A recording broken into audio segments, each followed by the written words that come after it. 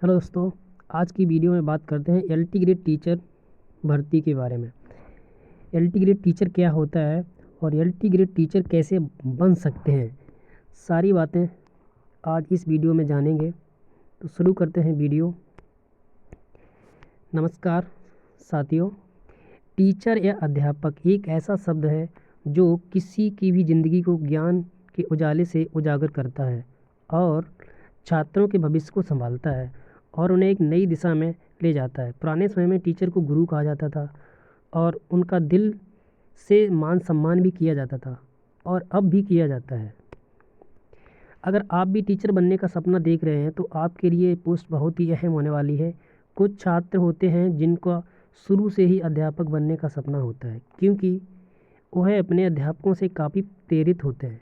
इसमें सबसे अच्छी बात यह है कि आप टीचर बनकर एक बढ़िया कैरियर विकल्प चुन सकते हैं और टीचर की नौकरी बहुत ही अच्छी होती है, अच्छी मानी भी जाती है। इसीलिए हम एलटी ग्रेड टीचर की तैयारी करने की संपूर्ण जानकारी आपको इसी वीडियो में देने वाले हैं।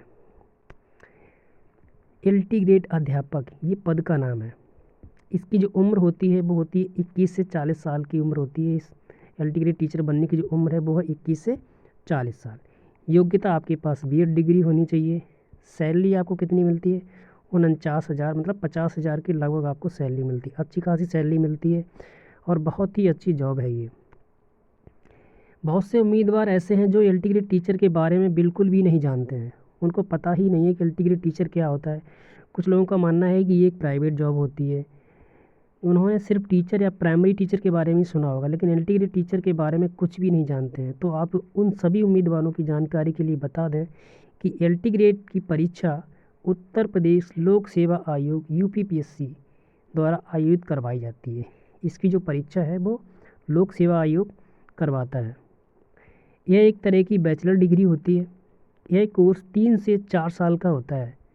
शिक्षकों की यह डिग्री प्राप्त करने के बाद उत्तर प्रदेश के कॉलेजों में आप सहायक अध्यापक के रूप में नौकरी प्राप्त कर सकते हैं।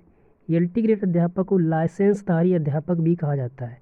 लाइसेंस टीचर भी कह सकते हैं, हिंदी में इसको बोलते हैं लाइसेंसधारी अध्यापक भी कहते हैं।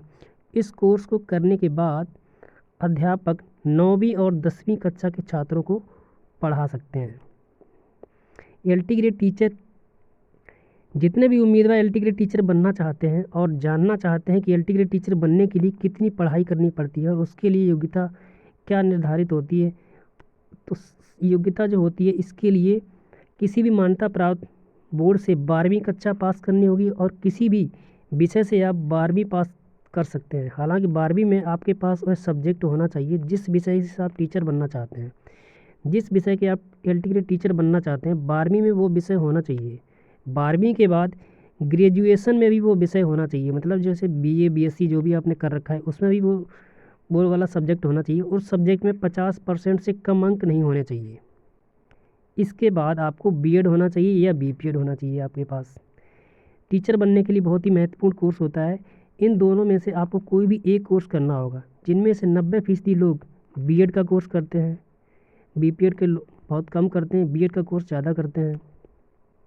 सिलेक्शन प्रोसेस की अगर बात करें तो इसमें क्या होता है, सबसे पहले लिखित परीक्षा होती है, फिर मेरिट लगती है, उसके बाद डॉक्यूमेंट वेरिफिकेशन होता है, उसके बाद ज्वाइनिंग प्रक्रिया होती है। ये इसकी सिलेक्शन की प्रोसेस है।